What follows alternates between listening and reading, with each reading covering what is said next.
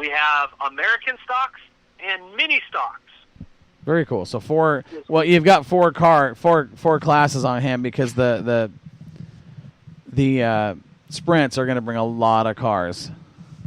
Oh yeah, this being the only race that they're having at Bakersfield, these guys come in groves to try to get that one race.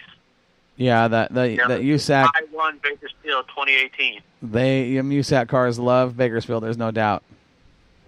Absolutely. But, sport mods, American stocks, mini stocks, they're all going to come after it as well. No doubt. No doubt. We did change a little bit of the program. Our gates now open at 5 o'clock instead of 4 for the fans. Our pit gates open at 3 instead of 2. And we start racing an hour later at 7 instead of 6. Because of the heat. One, because of the heat. 2, we want to get people to finish their daily stuff and come on out to the races. A lot of people are traveling, doing summer stuff. Sure. Getting, chores and whatnot done in the morning. We want them to make that trek out there and come out to Bakersfield to see some of the best racing on dirt that California has to offer. There is no doubt about that. It is the best California has to offer. I love that surface. I love that facility, and we're looking forward to October. I'm telling you that right now. Yeah, I'm definitely looking forward to seeing you guys again because I miss everybody up in the P&W, and I'm hoping, God willing, I'll be able to come up there this year and maybe see a race or two and spend some time with you guys before too long. And I'll definitely be looking forward to all those travelers heading down south. And I want to let you guys know, we normally stay at the Holiday Inn that's there, right? Holiday Inn Express, yes, sir.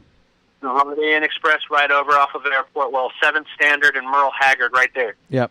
The Denny's down the street now has offered for that weekend, anybody who comes from out of town, you come over there and you mention to your waiter or waitress the keyword Moxie Media, you get 25% off of your entree. It's just how we do it. It's just how we do it, Mike. That's how we do it. And you can come see any of the Moxie Media and Promotions guys that are going to be there maybe before the races, maybe after the races. We'll be there afterwards. Yeah, we're never going to be there after, but you maybe come see us for a little breakfast before the races. Maybe nightly snack or something. Mention the word Moxie Media. Boom, 25% off your entree. That's how we roll, right there. Good job, sir. Yep. I appreciate all your hard work down there. Yep, and I know your guys are getting fast up there, and I know your drivers are getting fast, and they're getting ready for the Bud Nationals to come down. Well, our guys are getting fast too, but they know that 2/10 is waiting for them, and they're waiting for those decals. They're coming. Makes a night and day difference. Now, those stickers might arrive the day after the Bud Nationals, but they're coming. I promise. I've got them boxed up for you, and we're just waiting on one other order to come in. Yeah, I know these guys. Every weekend on a regular basis, they've been hitting me up. Hey, we want the stickers. We want the decals. We want them. They're coming, I promise. I'm trying to get them for you.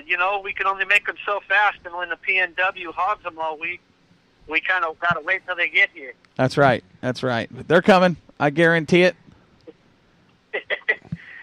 And, I can't wait to see Edward, our new Moxie Media guy, working the RC drones and whatnot. You're going to love this dude. I can't wait. He fits in with the Moxie crowd real well, I'll tell you that. Oh, yeah. Him and I talked a little bit on Facebook, back and forth about RC cars and planes and whatnot, and I can't wait to meet him, and maybe he could teach me how to fly a drone, and we can go mess around at one of the RC car tracks.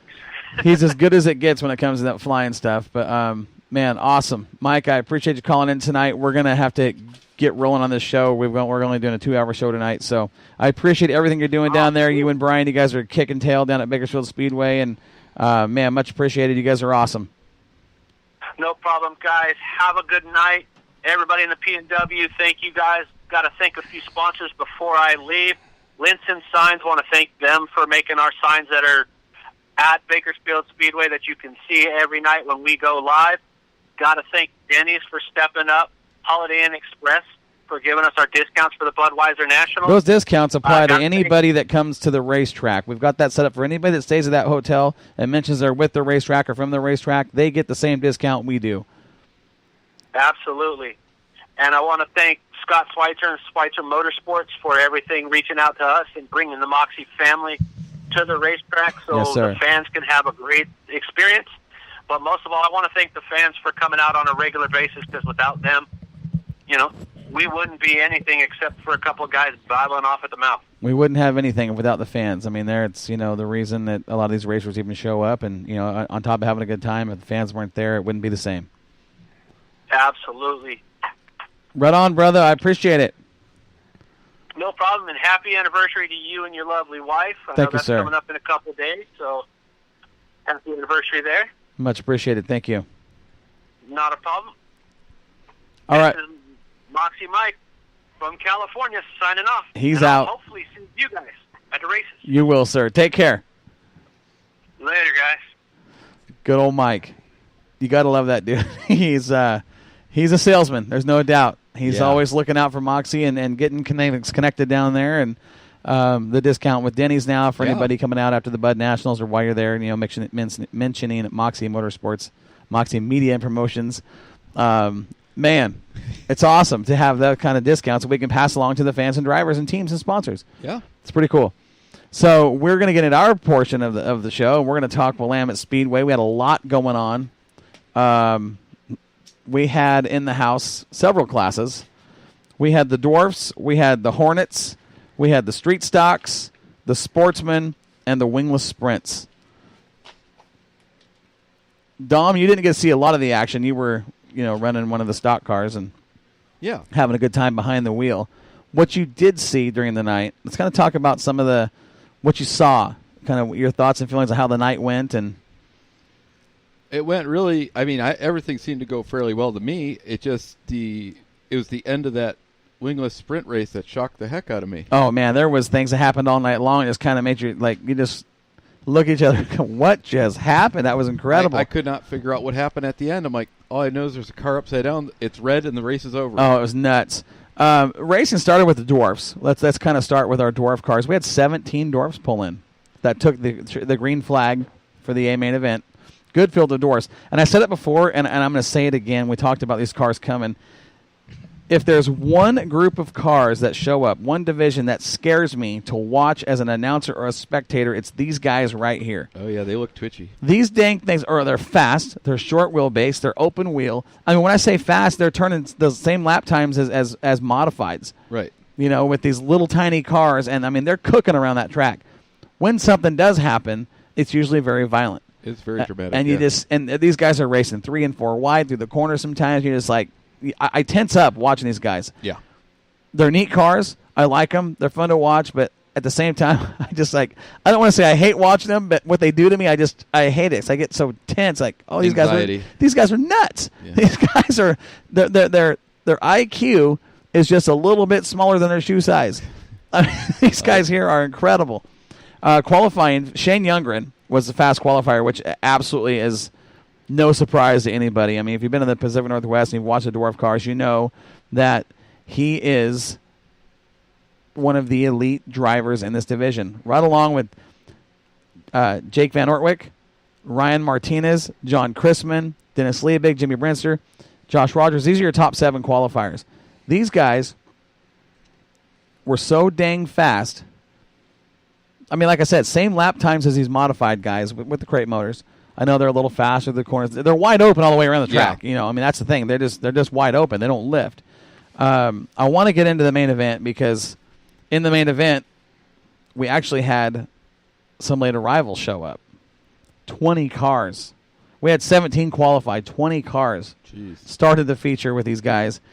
And one of them didn't finish on the lead lap because he broke. One. The rest of them were all on the same lap, first through 19th. The best lap time in the feature was 17.073 by Jimmy Brinster. Okay, we'll start at let's do the top 5 of these guys. No, let's go down. Let's do top 10 because there's some names in here that you kind of go as a top 10. What? So 10th was Josh Rogers in the 88, the little red 88 car. I mean, he is fast. To finish 10th against this field it shows you that these guys. I mean, they were tight. There was 3 and 4 wide action. Yeah, there was all the way through the field. 9th place went to Danny Altum from right there in Lebanon. Yeah. Former sportsman track champion at Willamette, running dwarf cars now. He was 9th. Just ahead of him was the 53 of Jake Van Ortwijk, who actually led a little bit and got up and battled in the top 2 or 3 spots for a lot of this race. But these guys, it's like an IROC deal. Remember the old IROC series? Yep. You can go from 1st to 7th, up to 2nd, back to 9th, all to the front in a matter of 2 laps. And that's kind of what these guys do. Sure. And they were doing it. I mean, just ahead of Van Ortwijk was Dennis Liebig in the 46. Shane Youngren was 6th in the feature. Jake Tupper. This is one of the young guys that we've watched come up out of the go-kart ranks and start moving up through the mini sprints and now into the dwarf cars. And this kid is a talent. I mean, he's a race car driver. He's young. He's that's all he knows is driving race cars. Nice. And he got a top 5. 4th was John Chrisman. This guy led this race probably 2 or 3 different times and battled with Ryan Martinez, who finished 3rd, Anthony Pope out of Roseburg, who was former late model driver on the asphalt down there, and the winner Jimmy Brinster. Now these guys were all really, really close, and especially in the late portions of this feature. And Brinster and Pope had a race going on that they kind of separated themselves just a little bit, about 4 or 5 car lengths, and they were slicing and dicing. I mean, these guys were doing it. One would lead 1 lap, the other would pass on the bottom, and then slide job. I mean, they were just going for it. Eventual winner Jimmy Brinster edged out Pope, but in the late stages there was a caution, and I will tell you, when the caution happened, I thought, okay, this is where Pope and Martinez turn it loose and go after Brinster. And one of those guys, I figured it's height they were racing. One of them is going to make a move that's going to get Brinster's attention, and the other one's going to go by. It's kind of what I was looking at. I'm thinking this is what's going to happen. Green flag dropped, and Brinster decided, you know what? I've had enough of this racing with you guys for the rest of the night. I'm just going to go out here, do my thing, win this race. You guys settle amongst yourself. I don't care where you finish. But Brinster, after that restart, just got super fast. I don't know if the tires cooled. I don't know what happened. Man, the power went down, and he got out significantly. I mean, he had a good lead when the checkered flag flew. And very, very entertaining race. Pope led most of it in the 22K, and he led more than once. And a guy would lead for a lap or two, and he'd come back up. And but late in the race, it was all about the 2-car of Jimmy Brinster, and he parked it, put it in victory lane, and man, an impressive run. We only get to see these guys once or twice a year. But they're just, I mean, as fast as they are, they're nerve-wracking. It gives you a lot of anxiety. They do. I mean, are you the same way with you guys? Seriously watching it? Oh, they cut in and out of traffic so fast. Like, you'll watch one car, and they're literally, like, on the top, and then they're going in the corner, and they're cutting clear down to the bottom and passing 3 guys. Right. Yeah. You're trying to follow this as an announcer. It's like, whoa, wait a second. From there we go to the Hornets. Now, we had 9 Hornets qualify and 10 take the green flag. Fast qualifier of the night was KC Scott, 19.540. Second fast was Devin Traslavinia in the 21T. Devin was 19.597. 540 to a 597. And that was right before I put the setup in it. Yes. Because, now listen, the winner, the fast qualifier was KC Scott. Second fast was Devin Traslavinia. Okay? If you go to the heat race number 1, Traslavinia gets the win in the heat race. KC Scott was second, and it was just over 9/10, the margin of victory. Okay? You go to the trophy dash, the winner was KC Scott, edged out Devin Traslavinia in the 21T. Margin of difference just under 0.8 of a second. Okay, this is tight racing. These guys were all over each other all night long. Feature time rolls around. The race was good. I mean, there was guys moving and they got into lap traffic even. Yeah. And top 3 cars, Casey Scott, Matt Diller, and Devin Traslavenia put on one heck of a